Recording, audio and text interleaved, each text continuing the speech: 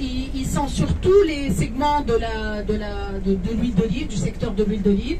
Donc de l'huile d'olive extra vierge dans des grandes contenances de 5 litres et 3 litres, dans des contenances de 1 litre, de 750, 500 et 250. Vous l'avez bien vu. Voilà.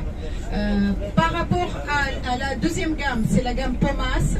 Et là, vous savez ce que c'est. C'est de l'huile de grignon raffinée auquel on ajoute 5%. Eux, ils disent de l'extra vierge, mais personne ne peut vérifier. Même les analyses ne peuvent pas vérifier que c'est 5%. Cette quantité ajoutée juste pour donner du goût à l'huile, parce qu'une huile raffinée n'a pas de goût ni d'odeur. Et là, juste pour avoir des prix un peu plus abordables sur le marché, parce que l'année dernière, l'huile d'olive était moitié prix. D'accord? C'est moitié prix. Nous, on parle actuellement d'un prix au litre de 30 dinars. Le 30 dinars, on peut acheter 1 kilo de viande en Tunisie. Hein.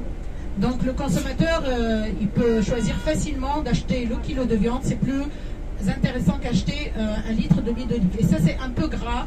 Donc on va perdre un peu. Et cette image, j'ai voulu vous le montrer parce qu'elle est reflétée un peu partout dans le monde. Hein.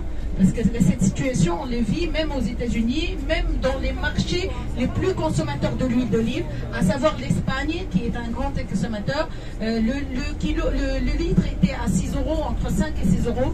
Aujourd'hui, il est à 18 euros. Donc vous voyez la différence. Le consommateur est en train de migrer vers d'autres huiles. Et ça, c'est grave, la situation qu'on est en train de faire. C'est vrai que les agriculteurs sont en train de gagner parce que le kilo d'olive a beaucoup augmenté. Mais sinon, la filière aura beaucoup de problèmes quand la production revient au normal, aux quantités normales. Il gagne à court terme. Voilà, c'est un gain à très court terme et la chute sera dure. Alors, je reviens maintenant.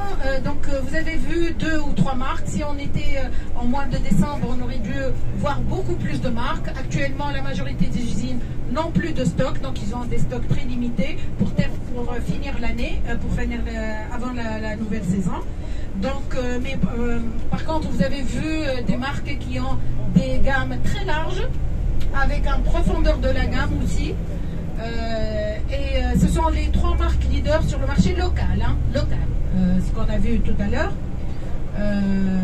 La marque Charal, c'est une marque qui fait partie d'un groupe important en Tunisie, CHO, qui est Terre et Délices, qui est la marque la plus exportée. Mais elle a préféré rentrer sur le marché local avec une marque qui est beaucoup plus proche des Tunisiens, c'est Charal.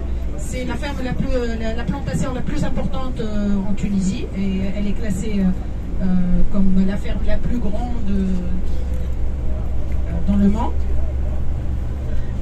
Actuellement, on va aller pas très loin, mais dans une chaîne qui est en train de percer sur le marché local, c'est la chaîne des épiceries fines Beniarlen. Là, on va voir une autre gamme de produits, bon, pas beaucoup aussi, parce que généralement, la gamme qui est dans les épiceries fines, ce sont des huiles de très haute qualité, et actuellement, toutes les huiles, c'est pas le moment, comme on a vu chez Ben Smaïl, il n'a pas beaucoup d'offres actuellement, mais quand même on va voir la deuxième, c'est-à-dire les deuxièmes chaînes de distributeurs, catégories de distribution, où on peut trouver de l'huile d'olive de très haute qualité. D'accord?